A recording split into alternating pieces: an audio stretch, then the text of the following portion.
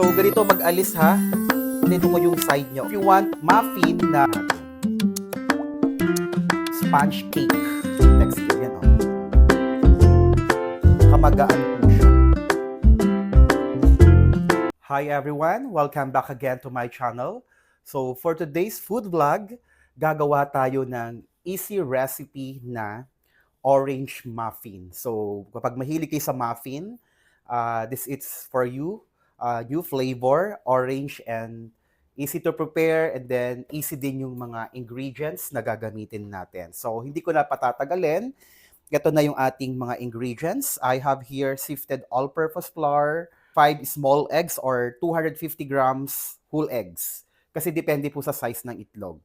Melted unsalted butter, cool it down. Cooking oil.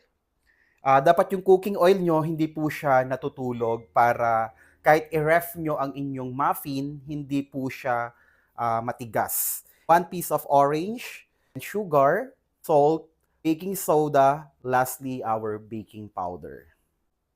So, first natin gagawin is kukunin natin yung juice ng ating orange. And then, para maalis din po yung buto. Ayan.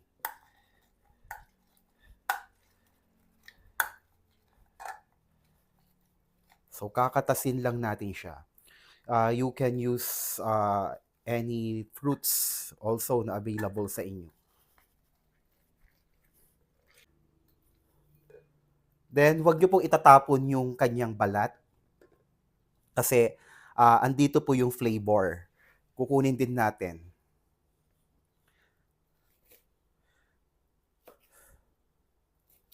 So, ganyan na siya.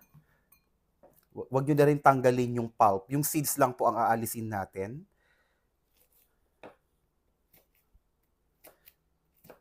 Then, let's set aside.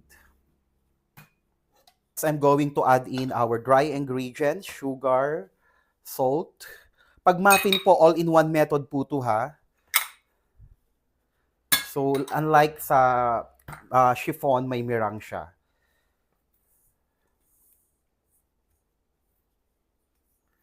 Then, gagamitin natin dito is blender. Gagamit ako ng blender. I-blender ko siya kasi kailangan ma-blend yung balat ng orange. So, very easy, di ba? Our liquid. Susunod na natin. The orange peel, except the seeds ha, para malasa po yung ating muffin na orange talaga. Hindi lang juice ang kinukuha dyan. Then,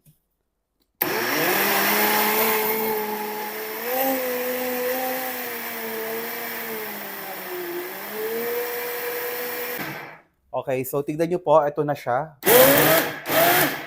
So hanggang wala kayong makitang buo-buong orange, kailangan pinong-pino po yan.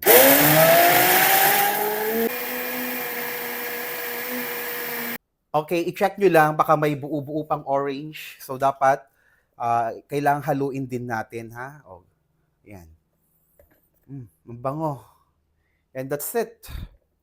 Ito, transfer na natin siya. I-preheat na natin yung oven natin. Then, ready to bake na po siya. Okay, gagamit ako ng malaking muffin pan. So, ito, non-stick pan siya actually, pero type ko lang siyang i-brush ng butter sa sides niya para mas masarap po. Pero kapag yung mga ordinary muffin pan, ugaliin niyo po siyang i-brush with shortening. Okay? So, wag niyo po kakalimutan. Butter ginagamit ko kasi dagdag lasa rin po yun. Pero kapag nagtitipid, low costing, use shortening or lard. Ito po, itong muffin pan ko is non-stick po to. Pero gusto ko lang, mahilig kasi ako sa butter.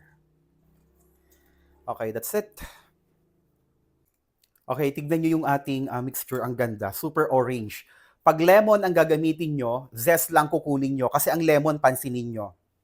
Makapal yung maputi niya doon sa balat, di ba? Mapait yon. Sa orange kasi, hindi ganun kakapal. Pag lemon muffin ang gagawin nyo, juice and then zest lang kukunin nyo. Tanggalin nyo yung makapal na maputi. Kasi mapait po yun. Sa orange, okay lang. Oh, ayan. Oh, nakikita nyo, may pulp, may zest siya ng orange.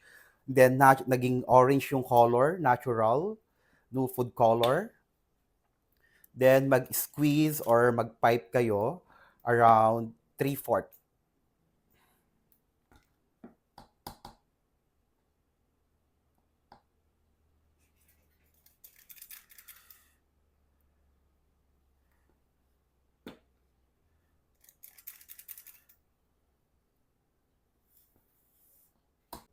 Okay, so ito na yung ating muffin batter na ilagay ko na sa ating muffin pan.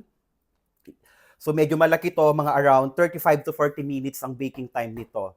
I think this is 4 ounce or 5 ounce. 3 ounce, mga around 30 minutes. Pero ito siguro 35 to 40 minutes kasi medyo malalaki yung molder. Gusto ko kasi sa muffin malalaki. That's up to you kung maliit or malaki.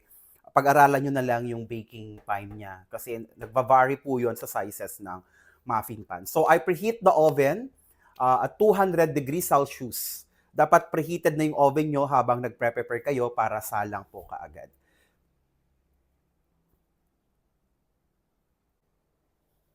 Okay, so preheated na yung oven, pasok na natin. Then, see you later after natin ma-bake.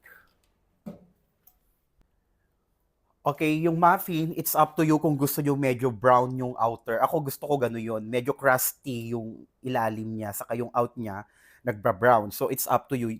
Ganyan yung gusto ko luto ng muffin. Pero kanya-kanya po tayo. If you want, light brown lang. Pero ako kasi, ganyan po yung gusto ko. Masarap siya. And that's it. Ready na yung ating orange muffin.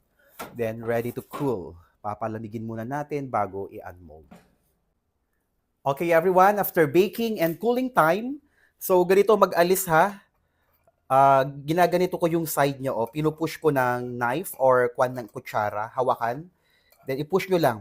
Yung muffin natin it's not dense, spongy yung texture. Kasi blender natin siya. If you want muffin na dense, huwag nyo siyang i-blender. Ang gagawin nyo sa orange peel, i-blender nyo na lang with the orange juice para or i-chop-chop nyo yung peel or blender, much better kung gusto nyo yung dense. Kasi yung process natin sa blender, nag-emulsify yung ating muffin batter. Kapag gusto nyo lang po, in case gusto nyo lang ng dense na muffin, ipapakita ko po yung texture ng muffin natin. Sponge cake yung texture. Yan, Saka magaan po siya. Hindi tayo gumamit dito ng, tawag dito, meringue, but parang ganon yung texture ng muffin natin. Ayan, sponge. So that's it. Hope you like it, our orange muffin recipe.